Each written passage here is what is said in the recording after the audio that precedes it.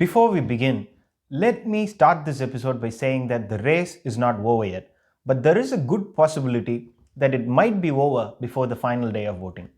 Data collected from Georgia Secretary of State's office shows that 2.56 million people in Georgia have exercised their right to vote in the Senate runoffs as early voting continues its record breaking spree.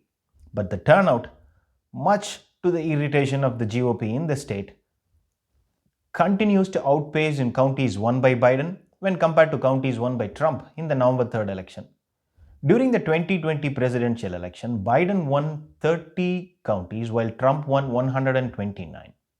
As you can see from the table to my left, when I compared the early voting data in the counties that Biden won with counties that Trump won, turnout in the 30 Biden counties has reached 66% of early votes received on November 3rd, while turnout reached only 61% in the counties that Trump won.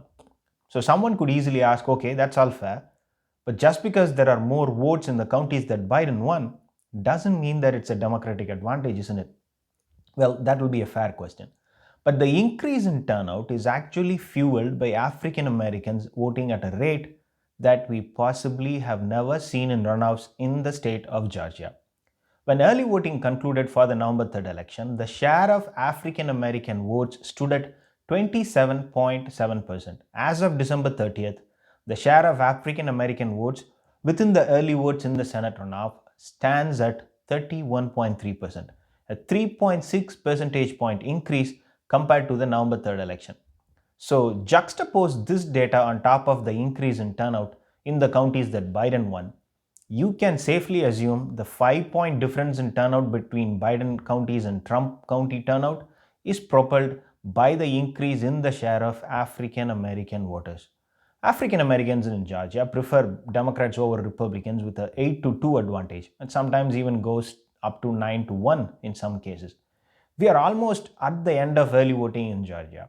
As you can see from this table, African Americans still have a gap of 307,000 votes compared to the presidential election, while white voters are trailing by 845,000 votes, Hispanics by 50,000, African Americans by 39,000.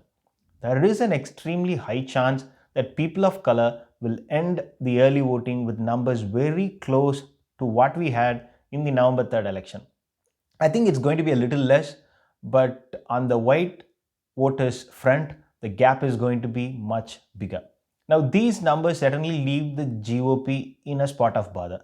In the November 3rd election, nearly a million people voted on the election day, and Trump won the election day by a margin of 220,000 votes, yet he lost the race by 10,000 votes.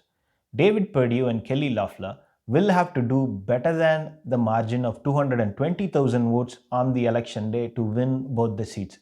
Now, we don't know how good their ground game is, but the gap, if it continues to hold until the last day of the election, then it might be a bit too steep of a hill to climb on the election day. As of today, the gap does not look impossible to breach, but it certainly looks difficult to catch up on the election day. So just to illustrate what I'm saying here, let us look at two counties, one Biden County and one Trump County, with a similar size of registered voters, Cherokee and Clayton, with little more than 200,000 registered voters each. Right now, Cherokee is trailing its November 3rd early vote tally by 51,000 votes, Clayton trailing by 26,000 votes. Now, what this gap means for the GOP is it has to find all those voters who did not vote this time but voted on November 3rd, especially on using early votes. They have to find them and drag them to the polling booth on the election day. And that number is quite big for them when compared to the Democrats. As I said earlier, not impossible to do, but certainly looks difficult to do. If African American voters continue to hold the pace and keep voting as they have done over the last few weeks, they will make GOP's job even harder to achieve. 954,000 people voted on the election day on November 3rd. 587,000 votes were Republican votes. If early voting stops right now, the GOP has to find a lot more than 580,000 votes on the election day just to keep things tight.